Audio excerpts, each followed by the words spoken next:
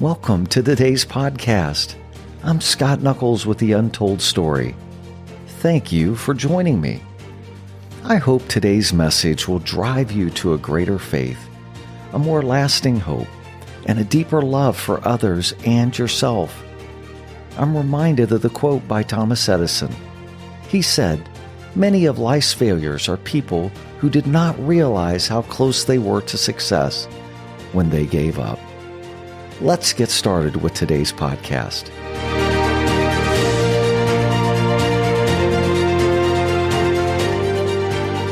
Welcome to Season 2, Episode 5 of The Untold Story with Scott Knuckles.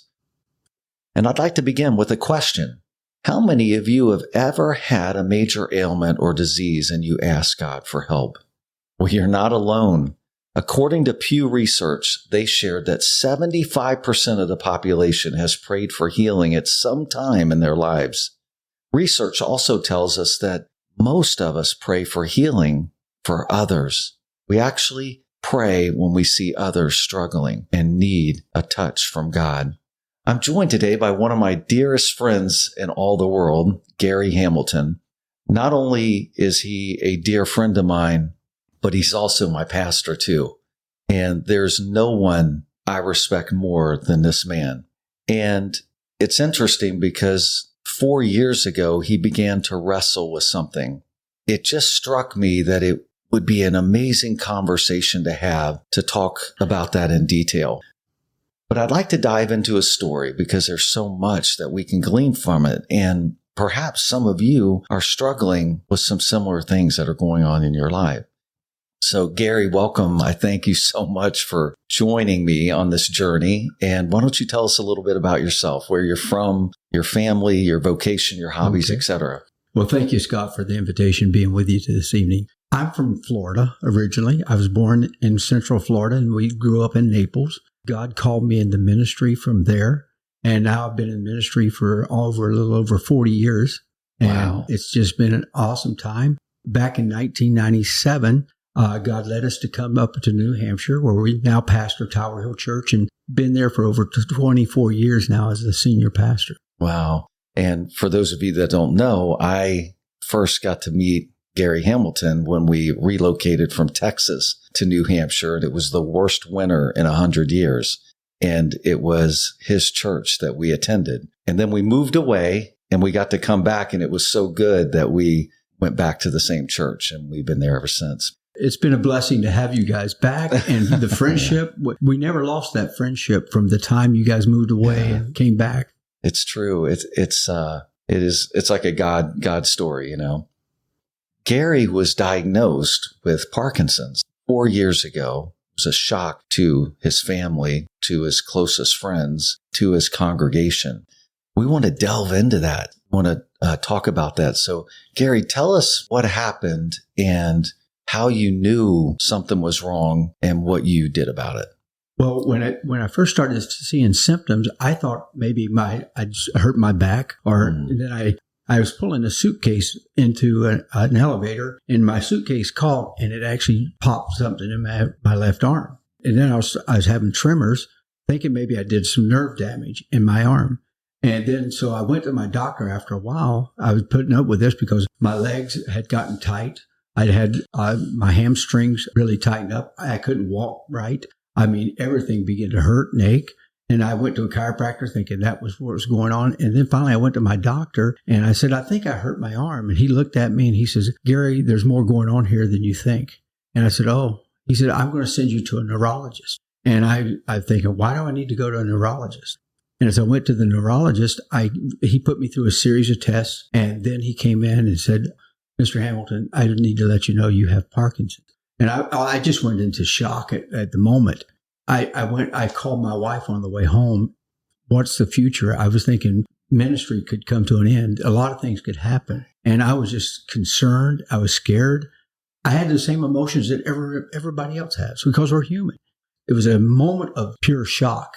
Right. Because I have never, up to this point in time in my life, I'd never been on any type of medications. I was a picture of health, had no problems going on, and all of a sudden you're told you got Parkinson's.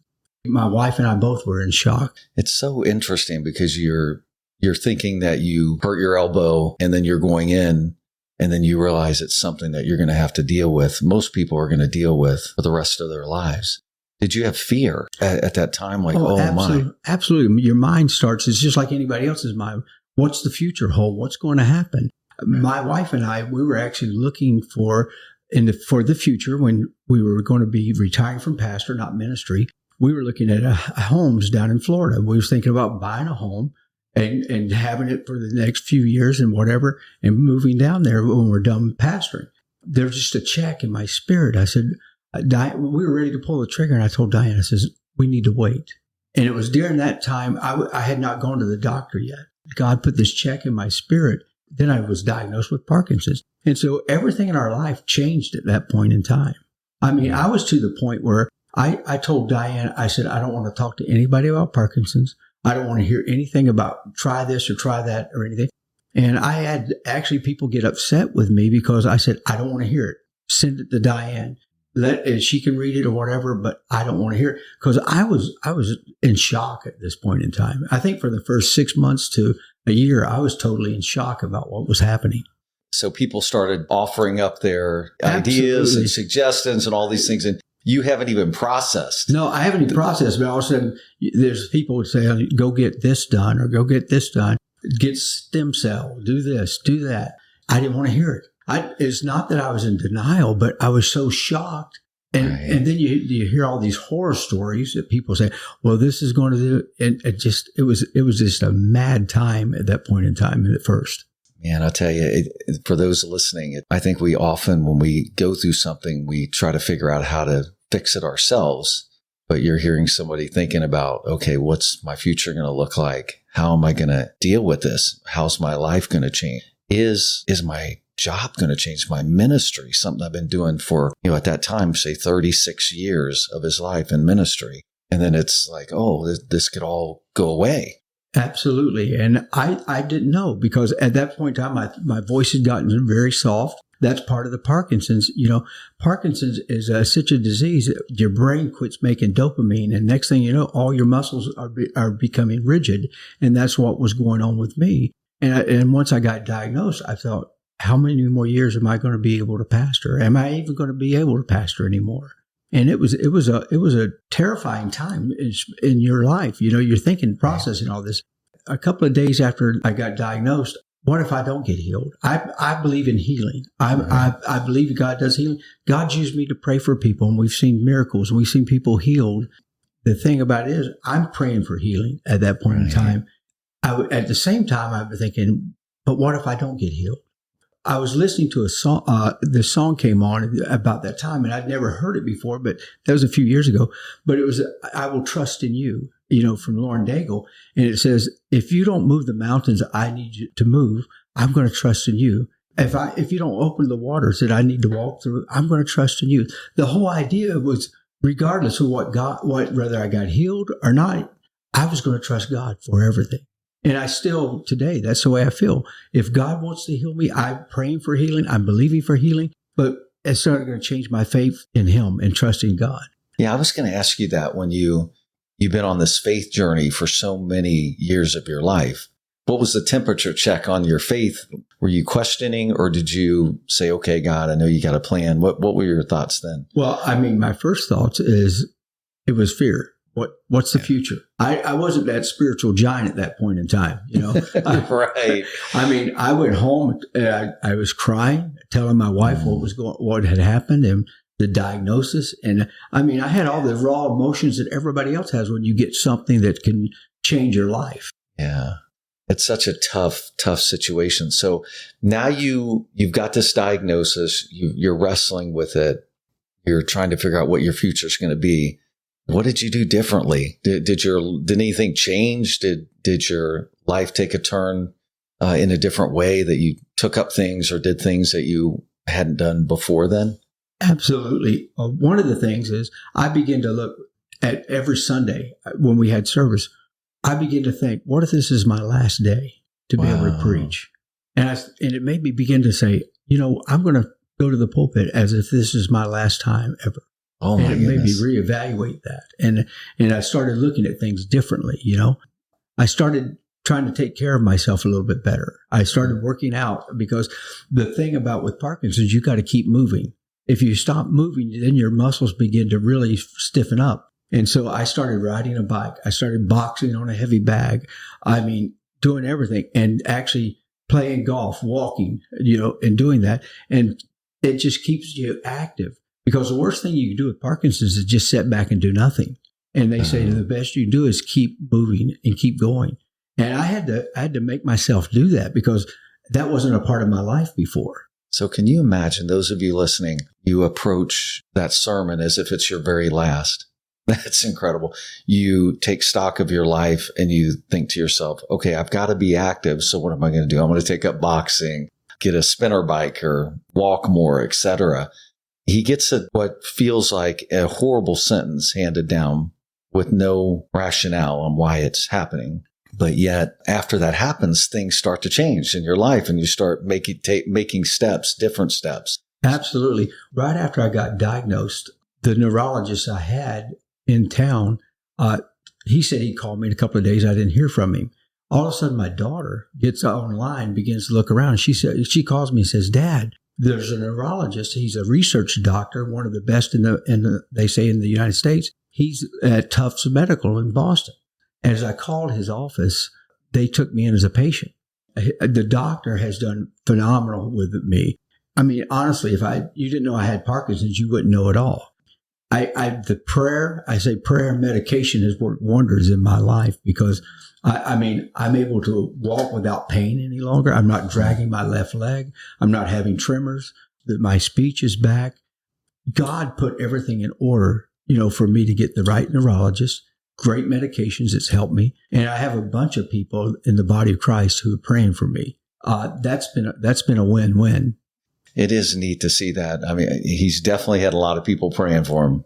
I was thinking about your situation, and I was wondering if you've thought about why you're going through this. No. I'll be honest with you. I feel like we're in a fallen world. Our spirits have been redeemed, but these bodies are still dying. Right. And no matter, we are susceptible to sickness and disease just like anybody else. And for us to think that we are not, well, take a look around. How many good Christian people have died from different diseases and different things? Then you have the ones that say, hey, if you had faith enough, or if you had the idea of there's sin in your life, what I mean, for somebody to say that to somebody that's ill with some terminal illness, that is such a prideful statement to make. When you start judging somebody else and telling them you sin because or you're sick because you've done these things, or you're sick because you don't have enough faith. Where do they get the idea that they can make that type of statement? Right. It is interesting that I've seen Christians say, if you just have enough faith, you're going to get healed, or maybe there's something in your life that you need to deal with, and that's why this came upon you, etc. In reality, we know that there's no way for another person to really even have a clue. When we go through storms like this, there are three reasons. One is we go through a storm because God's protecting us. There's something, I use the example of, I almost went to California inside this year, and it was all this craziness and storms going on in my life. But it was God saying, no, you are not going to California. You're staying here. And I wanted to stay here, but I also wanted a promotion. But when you ask for God's will, he intervenes. And he said, you're leaning in this direction, but that's not the direction I have for you. The second one I've heard is that God is growing us. There's some purpose, higher purpose that he has. So we go through this storm because he's going to use us in our lives to impact more people. And then the third type of storm that comes in our life is what we call the self-inflicted storm. Scott goes out and does exactly the opposite of what I'm supposed to do. And I bring a storm on in my life. The truth is that none of us know why the storm came about and what God's ultimate purpose is. Our goal is we got to walk through the storm and just keep moving. I don't know if you have any response to that. But. Absolutely. What I see, Scott, is a lot of times storms hit us. We don't even know it's coming. It's like a rogue wave that just hits us all of a sudden. And that's kind of what it was with me with this Parkinson's. It was like, I was not expecting this. I'm thinking it's just a hurt arm. It's just an adjustment I needed in my back or something because my muscles were tightening up. And it just came out of nowhere, and all of a sudden it was like your whole life is rocked for a moment, but once it settles back down, you realize God's still God in the midst of the storm. Yes. Yes. And it reminds me a lot of times when the young man who they said who sinned, his father or him or whatever, and he says neither. He's this way that God can be glorified. I'm looking for God to be glorified in my life, regardless whether I'm healed or not. Yeah, and for believers listening to this, what he just said is really interesting because I've actually been studying this. We often think that God does things for us, and he does as his primary goal. But God does everything for his glory. That's right. What he does. And his glory, it could be in that I'm going through something because I've got to impact someone else. I gotta be on a journey that he wants me on to impact somebody's life. But if you look at the scriptures, you get a chance, you could even Google, God does everything for his glory. Man. It's hard to get your head around that, but it's like all things are for his glory, to reflect his glory. And that's what we're to do. One of the things that's happened with this whole thing, Scott, I've had people from all over the different places in the United States call me and ask me, they heard that I had Parkinson's or have Parkinson's. And I've been able to talk with people, tell them what I'm doing, what's happening in my life. And it's just been amazing how I've been able to use this. Not that I'm glorying in Parkinson's, but how God's used it to open doors for me to talk to other people about the same thing. Oh, that's so cool. Remember, I opened with the quote that nearly everyone prays for healing. A lot of people think that atheists don't pray, agnostics don't pray. Nearly everyone, when they get a diagnosis like Gary, they pray. It's just a natural thing. I don't know if it's almost instinctual because, the Bible says that every man is without excuse. They know there's a God. And so deep down inside, they know there's a God and they need help. They're like, okay, I'm going to call for help because I need it. Right. But I was going to ask you, how do you approach healing like that? I think that's what a lot of people struggle is like, do I pray for it? If I pray for it, how did you pray for it? And how do you continue to pray for it? So I was just wondering if you could share a little bit about that. Absolutely. I continue to pray for it. I believe in healing. I'm trusting God. I'm believing God, he's going to heal me. And I'm not wavering in that.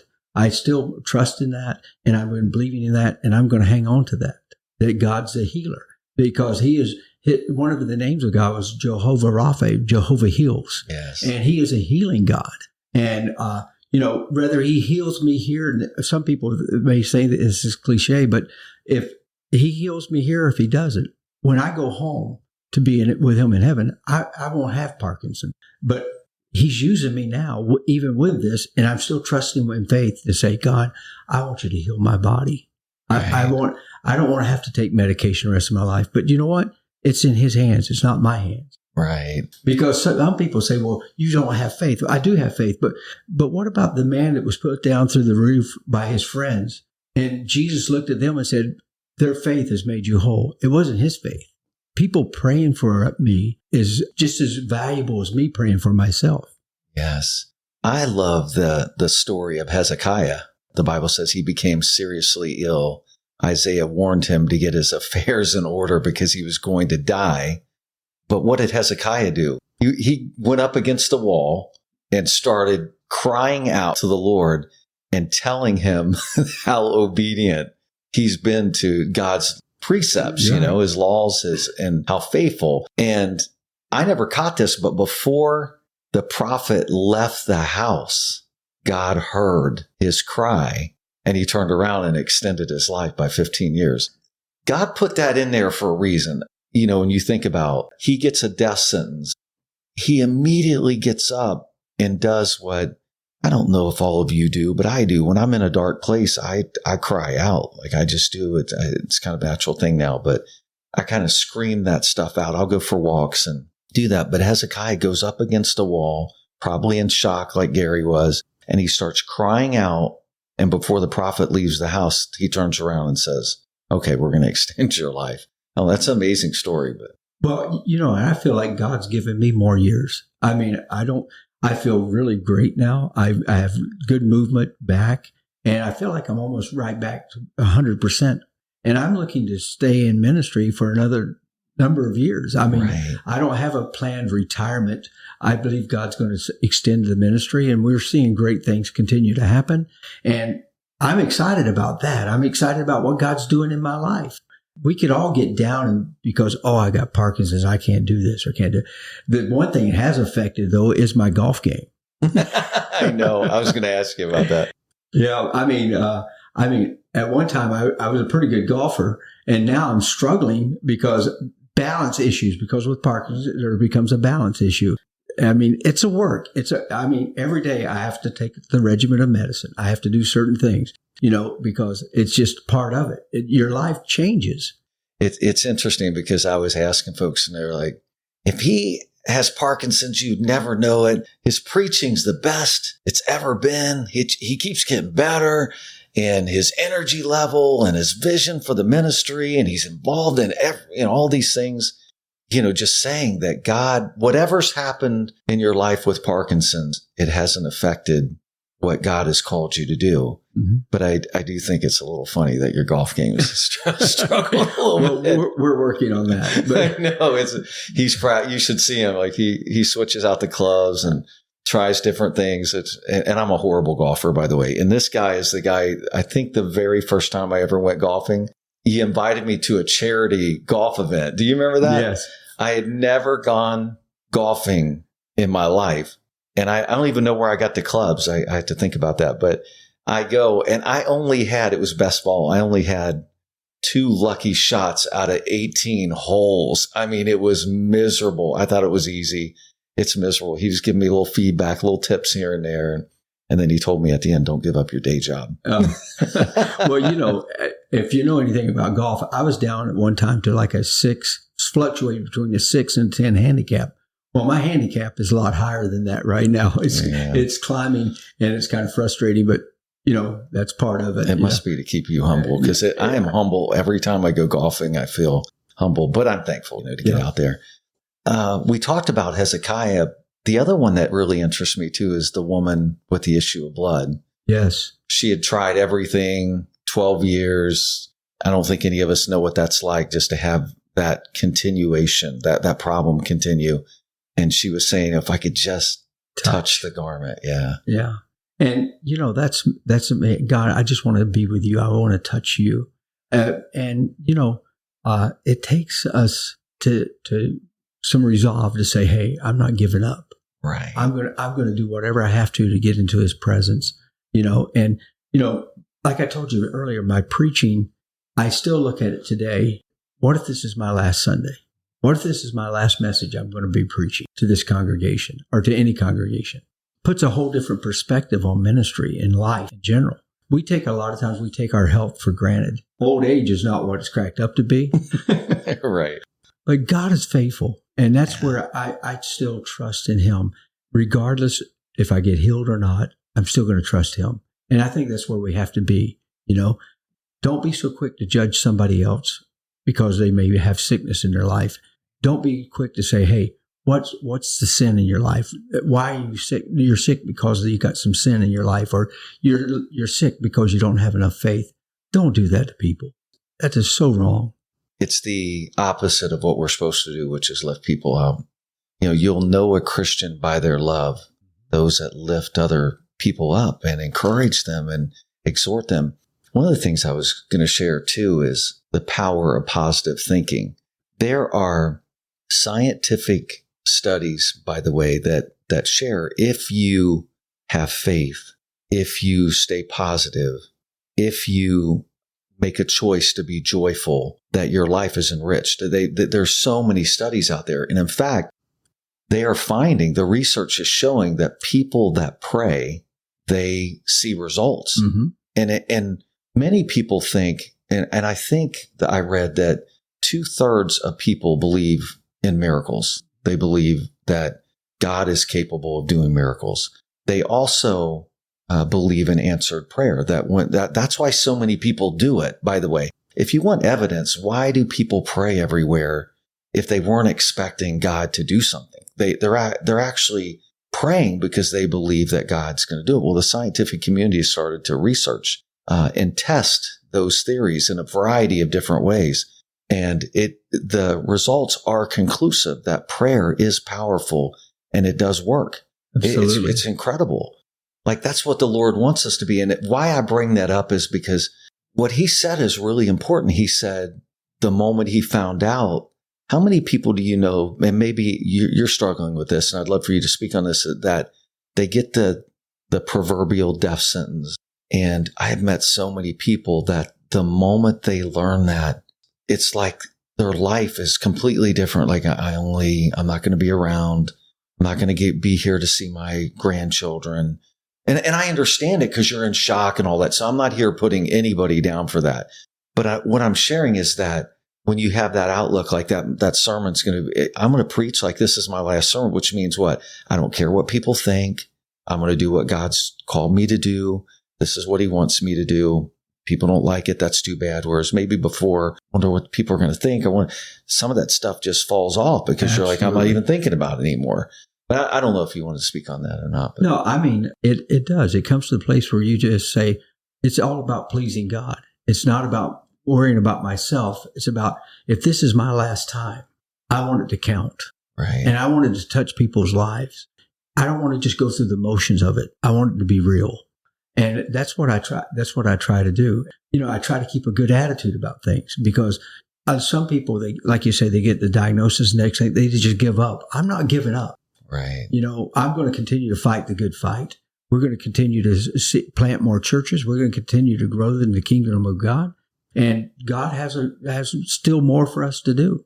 Yeah, it's so cool. If you're hearing this and maybe you don't even have a major ailment, but you feel like your life is just not where you want it to be and it's worthless and, hopeless. Let this message encourage you. It can be turned around. And God, I love that scripture. He says, I stand at the door and knock. If any man hear my voice, I will open up and come into him. But it's like, all we have to do is open the door. That's it. Like he's like, think about that, everybody. He stands at our door and knocks. So just like that mindset, God, I want to please you. I want to be close to you. I know I've got this situation, but it didn't catch you by surprise, even though it caught Garry by surprise, threw him for a loop, but he gained his footing. He's like, okay, all right, then we got to move forward, right? As a pastor, I continue to pray for people in the altars at times for healings and miracles. And you say, well, you're praying for them. Why aren't you healed? The idea is it doesn't matter. That's in God's hands. But I'm still going to believe God for healing for others and for myself. Like I said, fight the good fight. Don't give up. Keep your focus on Christ and glorifying him. For those folks out there that have something that's been happening for years and they've kind of given up on that, they're just living life. Would you encourage them to pray for healing, or would you say? I would say continue to pray for healing. I pray for people healing on their deathbeds. As long as they have breath, I'm going to pray for miracles. I'm going to trust to God to heal them. But if God doesn't, we're going to celebrate them. They went home to be with the Lord. Right. So that's the way I look at it. Yeah. And why do you think it's so important to keep praying, like praying or believing for the healing? That's a good question. But I think, he tells us to pray without ceasing. We're told to continue. It's like the woman that wanted the bread, and she was knocking on her neighbor's door because she had a guest there, and she was just being persistent. Right. And was not willing to give up. And I think that's where our faith has to be. I'm going to keep knocking at the door until I believe God would heal me and make me whole. Yeah, that it is. This whole faith thing to me is a journey of perseverance and pressing in and not giving up, because all of us know there are many times, and Pastor knows this, I ran the New York City Marathon, and I had practiced and practiced and practiced, over practiced really. And then when I got there, it was completely different. I had to be there, get up at 3:30 in the morning, 5:30 8:30, I caught a shuttle, and I didn't even kick off till 8, didn't even know what to eat. Whereas normally I'd wake up, I'd eat, I'd stretch, get prepared, and then I'd go run. I'd never thought about, Scott, you're going to wake up at 3:30 in the morning. You're not going to run until 8 or 8 till your heat is called. And 13 miles, I was dying. 16 miles, I thought I couldn't go on. I wanted to give up. And I'm not a person that really gives up anything. And our faith is a lot like that. Like we're going to be tested in a way that I'm not saying that God's trying to get us to give up, but it's to get us to break through these resistance barriers so that we know without a shadow of a doubt that when God says, I'm going to equip you to do something, we're going to do it. But it's going to be hard. It's perseverance. It's just staying there and saying, God, I'm just believing you and trusting you to do this. And I can't do it myself. I need you. I need a healing touch, and just keep going back, keep knocking at the door. How would you encourage other believers to stretch out their faith for others versus just thinking about healing for themselves? I think that just being positive with that person, talking to them, giving them, our words should be edifying and building others up in their faith. And that's one of the things we need to do instead of judging somebody, trying to judge somebody, speak life into them, encourage them, tell them that you're praying for them. You're standing with them in their situation. That's the love of God. That's showing them kindness and mercy. And sometimes human beings are not like that. We want to make it about us instead of about Christ. And I think that's the major thing. It's so interesting what you're sharing. It bears witness with me. I just thought about this, that we're most likely to connect with people when they're going through something. For example, when I heard that, my heart was crushed. My whole family was praying for you left and right. The point is, like, these situations actually cause us to be his hands extended. Absolutely. Because folks feel, when these things happen, you can feel alone. Then others are coming around you and saying, okay, I love you. I want to pray for you. I want to encourage you, etc. And as a pastor, I've been in some different situations. And one of the ones that come back to mind, it was my first time this ever happened. I was called to the hospital by a family that was just starting to come to the church when I was pastoring in Florida. And their baby was dying, a newborn baby. And I went they called me. I went back into the trauma room where they had the baby. And the mom's sitting there, and doctors and nurses all around. There was no words you could say. And all of a sudden, I'm sitting there as this mom's rocking her baby, and it passes away. And we just begin to cry. I didn't have words to say at that point in time. But you know what they said to me later on, says, it meant so much, brought so much comfort to us for you just being there. Sometimes just being there for people makes a difference. And that's good word. My goodness. So what are the words that really resonated with you, that ministered to you or touched your heart? I would think my wife, she was really an encouragement during that time. We got this. We'll get through this. And she was very concerned, and she's still concerned. At nights, there's things that happen in my sleep because of the medications at times. And she'll say, are you okay? Are you okay? To have her there and to just the encouragement that she's been in her words, it's been amazing. I had a chance to go to lunch with them on Sunday. When you love someone as much as she loves you, you can tell she still wrestles with this whole thing. And it's almost like you see two things out of her. One is she trusts the Lord completely. And that's what she said. I just have to trust the Lord. She said, though, it doesn't take away all my questions. No, it doesn't. It doesn't. I think all of us have questions still. Why did I have Parkinson's? I don't know. But you know what? One day I'll know, but one day I won't have Parkinson's either. That's right. That's right. But it's amazing. She has been such a strong person in my life to stand on, and she's just been there with me and just been an encouragement. Because I was really, during that first year, like I said, I was in shock. And Diane was there just to encourage me. She's just God's gift to me. And you preached during that whole year. Yes. You didn't stop anything. I haven't stopped anything. I'm not going to stop. No, but I mean, I didn't even reflect on that because, folks, by the way, it takes a while to get the medication worked out. So it's not as if you got diagnosed with Parkinson's and the next day you're on a regimen of medication and everything's back to normal. I think you just said it's taken a long time. And more recently, you feel like, okay, I'm pretty much back to the old Garry, but that's 4 years later. How did you deal with that first year? And you preached, you did the Bible studies, all the stuff that you normally do. I'd have to say by the grace of God, honestly, because I had a lot of different things on my mind, but I had to continue to seek God, even getting into the Word and just saying, "Hey, I've got to get a word from God on I'm still pastoring, and I got work to do." That kept me going. I just didn't want to just sit back and say, I'm not going to do this anymore and feel sorry for myself. Because a lot of times you get diagnosed with something, you start feeling sorry for yourself. Why me? But there's more to do. And God just kept me going at that time. And, the regimen of medication, it took some time. Today, I'm on 5 different medications for the Parkinson's. My doctor's been really good with that and helping me with that. And that's the reason I feel like I'm where I'm at today, because but that first year it was, I look back and I said it before, I was in shock, but God helped me. His grace really helped me and encouraged me to move forward. And even that's when I first said, I want to approach this like this is my last Sunday. And that made such a big difference, It's interesting. I didn't even think about this, but a lot of people do withdraw. Absolutely. And you see, I'm not here to say there's a formula, but you see somebody who said, okay, I got sucker punched or hit really hard. I'm going to stay with it. Yeah. I think we should all think about that.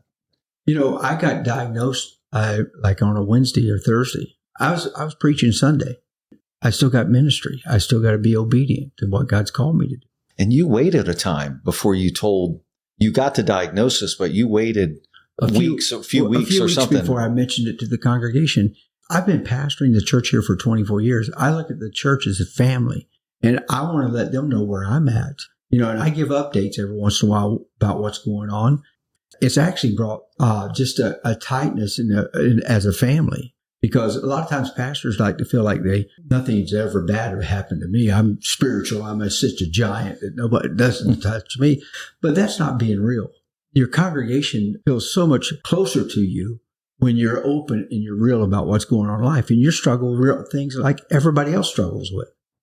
Well, first of all, thank you so much for sharing your story. I know this is going to bless a lot of people. And before I wrap up, is there anything else you would share with folks as they have loved ones going through something like this, or they are going through something like this? Anything you'd want to share that we didn't talk about?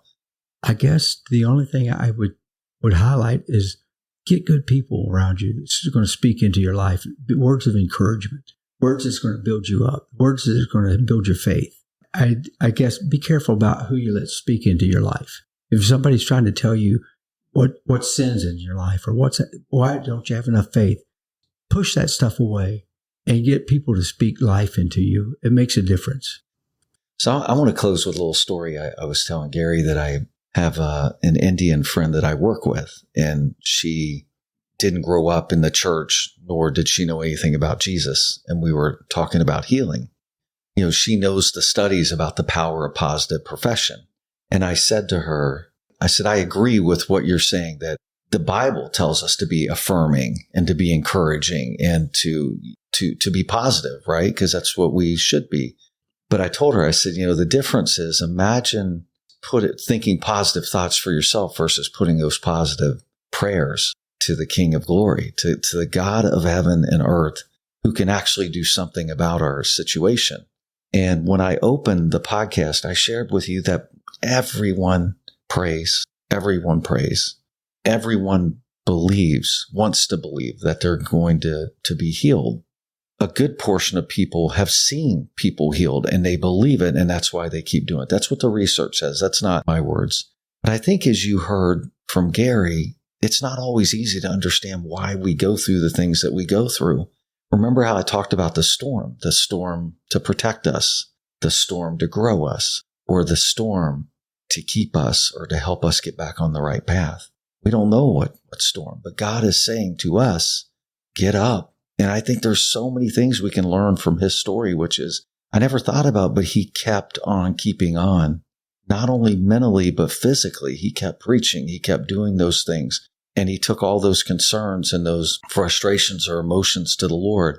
And he had what all of us have, which is fear to start out with, because you're thinking, what's going to happen? How's my life going to change as a result of this?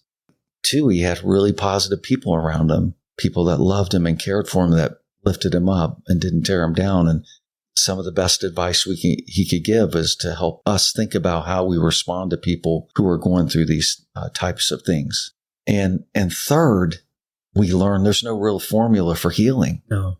There's not. Like God gives Hezekiah 15 years.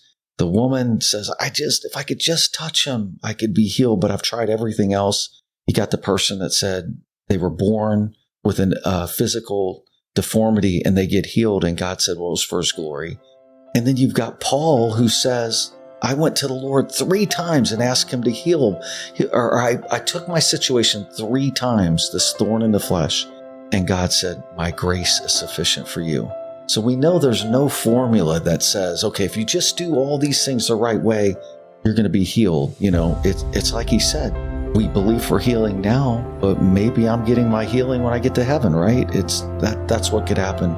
So wherever you find yourself, wherever you see your family members struggling, you have the power to pray, to believe, to encourage, to exhort, and to lift up the people around you, to lift up yourself before the Lord, the maker of heaven and earth, and ask him to look in on your situation. Gary, what you may not have thought about, has experienced healing. He's preaching. His sermons are powerful. He just told you he's virtually symptom-free. God used modern medicine and prayer to do that. God may choose to put his hand on you and just erase it. We don't know. But we just walk on. We keep doing his will and walk in faith and not by sight. Wherever you find yourself, be encouraged. And thank you again, Gary, for joining me. Thank you, Scott. All right. Thank you, everyone. God bless you.